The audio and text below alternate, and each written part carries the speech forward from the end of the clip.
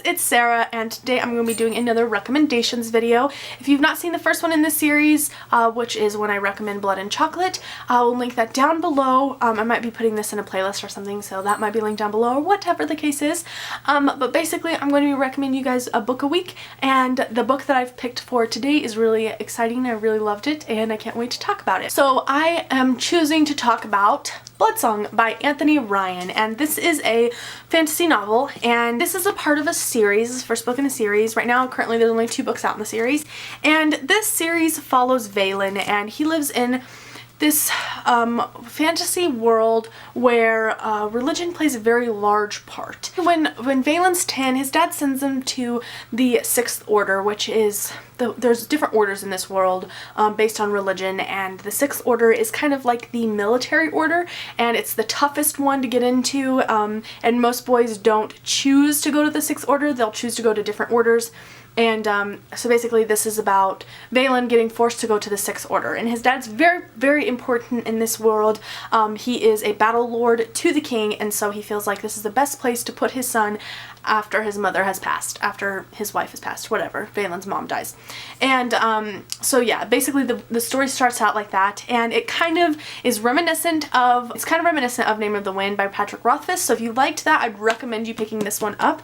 But basically, the story is told in a way where Valen is getting in trouble in the beginning, and he is talking to a veneer. We called him Veneer when we read it, and he's recounting his story. So something happens to him that gets him into trouble, and the whole story, you're recounting his life and also seeing these parts, these very beginning parts of him talking to the Veneer and what Veneer, whatever, and his story and like the communication between the two of them. So that's where it's reminiscent of The Name of the Wind. I've not read Name of the Wind yet, but I heard that it's a very similar concept where you're kind of going back and forth in that type of thing. That's kind of what the story is about. I don't want to give too much away, and I don't want to talk too much about it because I feel like going into it not knowing a whole lot is the whole point of the story, because you're obviously finding out things as you go, and it's just all wrapped up in this plot line. So yeah, I read this book with Lindsay, and we really, really, really enjoyed it. It's really hyped up, really, really, really hyped up, especially on Amazon. It has over 1,000 ratings, and it has 5 stars on Amazon. And so going into it, you have to be really weary.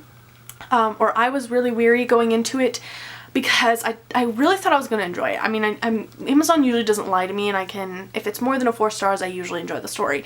But 5 stars and so many reviews, I was really excited to read it, and I was kind of weary. I was like, okay, now, Sarah, you've read very little fantasy, because this was back when I'd only read a couple of fantasy novels.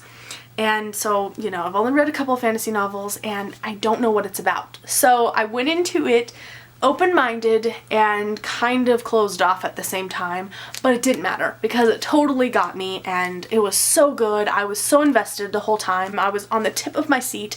On the tip of my seat? Really, Sarah? I was on the edge of my seat? Thank you. I was on the edge of my seat the whole entire time, really interested in the plot, wanted to know why Valen, you know, what he did to get in trouble, and also just so invested in his life and like his story and all those types of things. So I really did enjoy this story. If you like fantasy or you're interested in fantasy, I'd highly recommend picking this up. It's not super high fantasy. There's not creatures or anything like that yet that I know of.